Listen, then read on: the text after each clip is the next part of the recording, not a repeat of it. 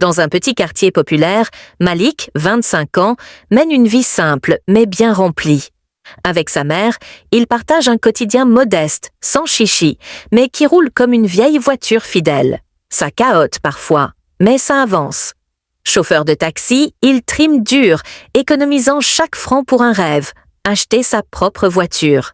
Mais un jour, tout bascule, et pas comme il l'aurait imaginé. Ce matin-là, la faim le tenaille. Pas une petite fringale, non, une bête féroce qui grogne dans son ventre. Malik éteint son téléphone, gare son taxi et part en quête d'un petit quelque chose à se mettre sous la dent. Dans ce quartier inconnu, il erre sous un ciel lourd, dans une rue étrangement silencieuse, presque irréelle. Et là, au détour d'un carrefour, une lumière dans la nuit. Un petit maquis, un de ces restos en bord de route où les odeurs te happent comme un aimant. L'endroit est bondé, vibrant de vie. L'arôme du poulet grillé et des épices chatouille les narines. Malik s'installe, affamé, et feuillette le menu quand une silhouette s'approche.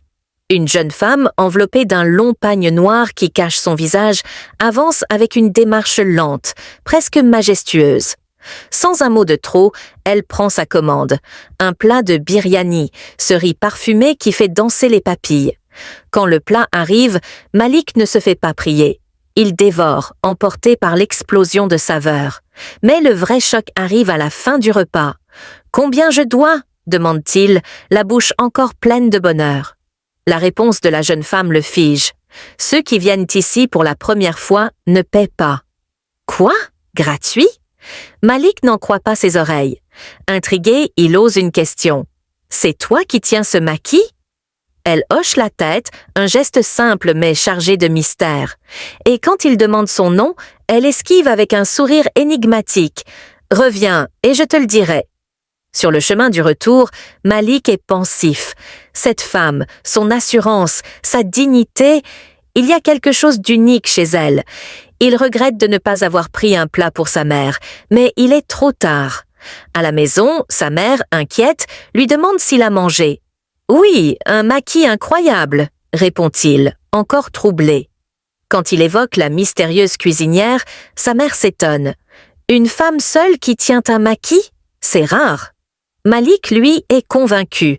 Cette fille n'est pas une simple cuisinière. Il y a un secret derrière ces plats magiques, et il veut le découvrir. Le lendemain, impossible de résister. Malik retourne au maquis, le cœur battant. Elle est là, toujours voilée, toujours mystérieuse. Dès qu'elle le voit, un sourire discret illumine son visage, et ses yeux pétillent d'une lueur étrange. « Ton biryani m'a hanté toute la nuit », plaisante-t-il. Elle rit, un rire clair comme une cascade, et lui sert une assiette fumante, accompagnée d'un petit bol de raïta, cette sauce fraîche qui sublime tout. Gratuit pour les clients qui reviennent, lance-t-elle avec malice. Malik est bluffé. Cette fille sait y faire. Il la taquine. « Toi, t'es une vraie pro du commerce. » Et là, elle se confie. Elle s'appelle Ria. Après la mort de son père, elle et sa petite sœur ont repris ce maquis pour faire vivre leur foyer. Pas d'études longues, pas de bureau climatisé, juste du courage et une détermination en acier. Malik est touché. Cette jeune femme mérite tellement plus, mais la vie l'a menée ici, à ce carrefour où leurs chemins se croisent. Mais la vie, parfois, joue des tours cruels. Quelques jours plus tard, la routine de Malik vole en éclats. Ce matin-là, il a encore faim. Sa mère dort, pas de petit-déj à l'horizon.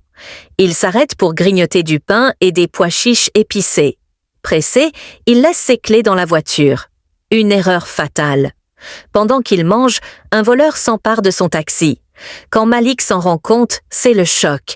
Sa voiture, son gagne-pain, son rêve, envolé. Il court, cherche, interroge les passants, mais rien. La panique le submerge. Comment va-t-il payer le loyer, les factures, la mensualité de la voiture? Et surtout, comment l'annoncer à sa mère, déjà fragile? Désespéré, il file au commissariat, dépose une plainte, mais l'espoir s'amenuise. Sur le chemin du retour, ses pas le mènent, comme par magie, devant le maquis de Ria. Épuisé, il s'effondre sur une chaise. Ria s'approche, inquiète. « Malik, qu'est-ce qui ne va pas ?» Il lâche tout. « On m'a volé ma voiture. » Le silence s'installe, lourd, mais chargé de compassion. Ria insiste pour qu'il mange, mais il refuse, trop abattu, et s'en va.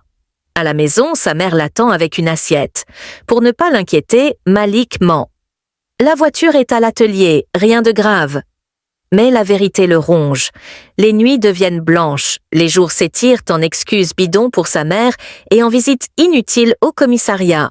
Une semaine passe, toujours rien. Abonnez pour la suite.